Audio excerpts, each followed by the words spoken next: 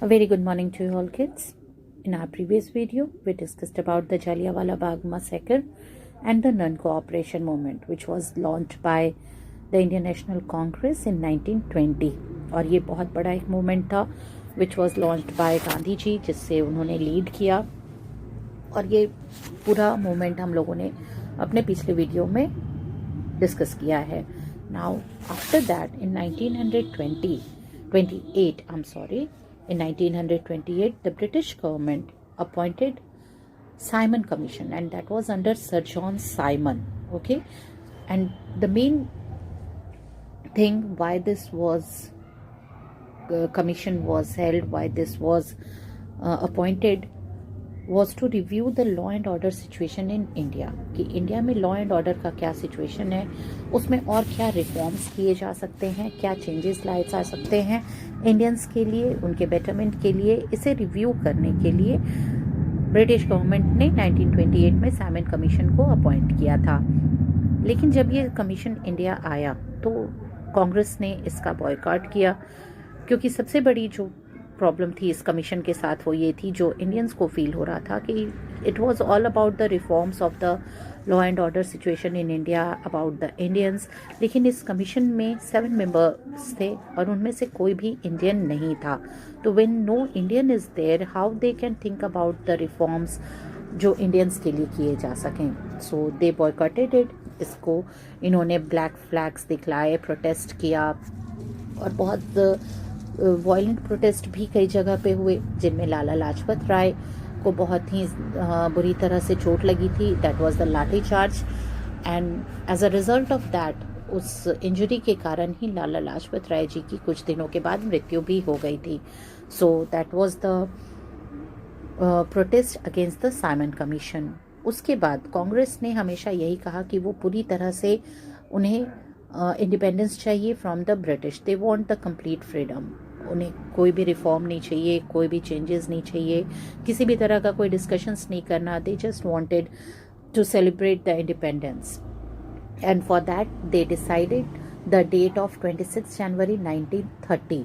और उसी दिन उन लोगों ने अपने खुद के फ्लैग को अनफॉल करने के लिए डिसीजन लिया, and then they decided to launch a new movement. एक नए आंदोलन की शुरुआत उन लोगों ने करने की कोशिश की, और उसे बहुत ही अच्छे तरीके से लीड भी किया गया था। That was the civil disobedience movement. और इसमें डॉक्टर राजेंद्र प्रसाद, सरदार वल्लभ भाई पटेल, मौलाना अब्दुल कलाम आज़ाद, सरोजनी नायडू, नेहरू जी, इस तरह के बहुत ही प्रोमिनेंट नेम्स थे जो सिविल डिसओबीडियंस मूवमेंट के हिस्सेदार बने।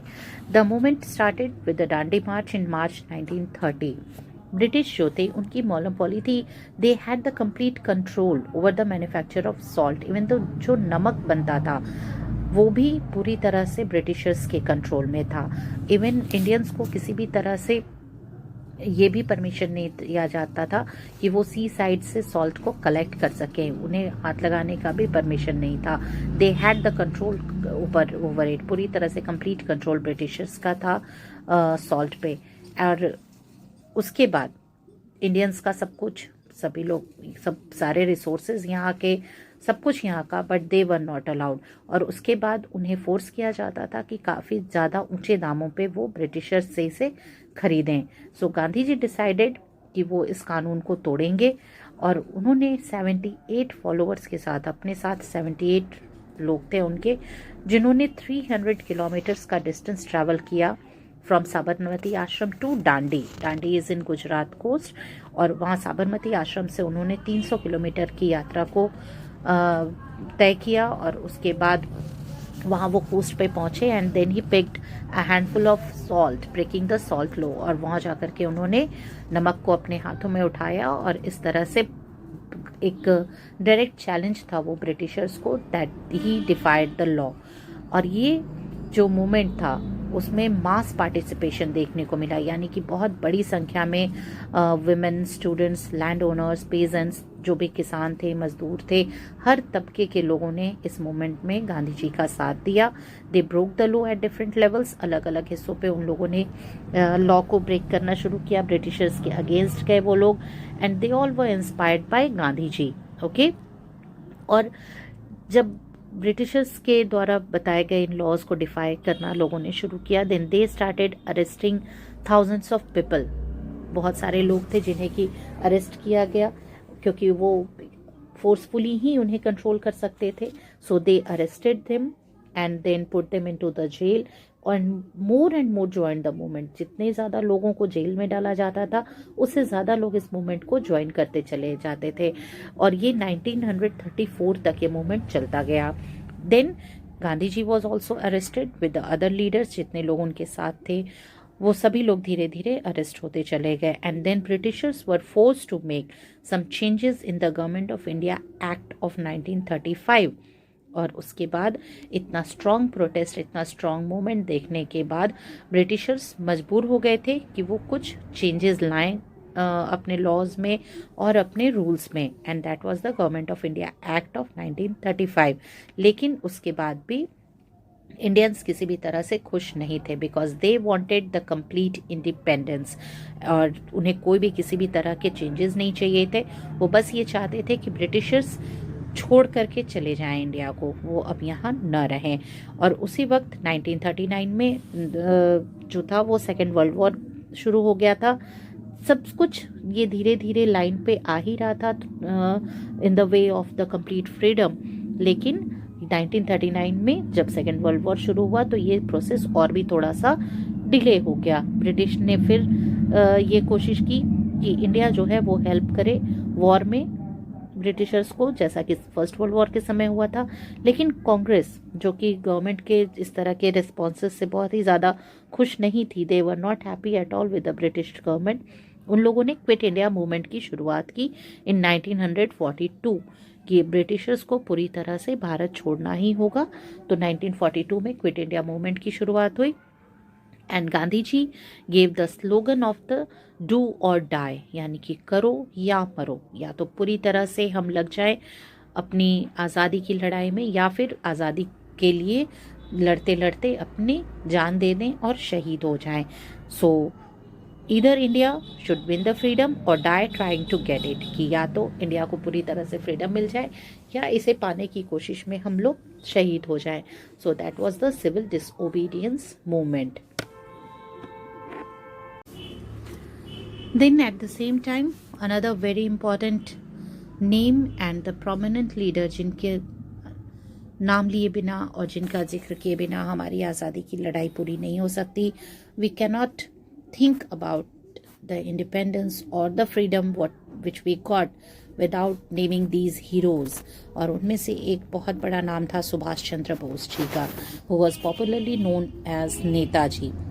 वो बहुत ही हाईली रिस्पेक्टेड लीडर्स थे इंडिपेंडेंस मूवमेंट के। उन्होंने आज़ाद हिंद फौज की स्थापना की, उन्होंने ऑर्गेनाइज किया इसे, and fought for the India's freedom. वो हमेशा ये जानते थे कि फ्रीडम सिर्फ तभी मिलेगा, आज़ादी सिर्फ तभी मिलेगी जब आप उससे फोर्सफुली लेने की कोशिश करेंगे, ना कि सिर्फ विनती करते रहने से, प्रेयर्स करते रहने से और कमीशंस बैठाते रहने से।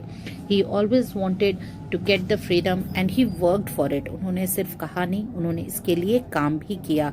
ही was put to jail in many times, बहुत बार उन्हें जेल में डाला गया।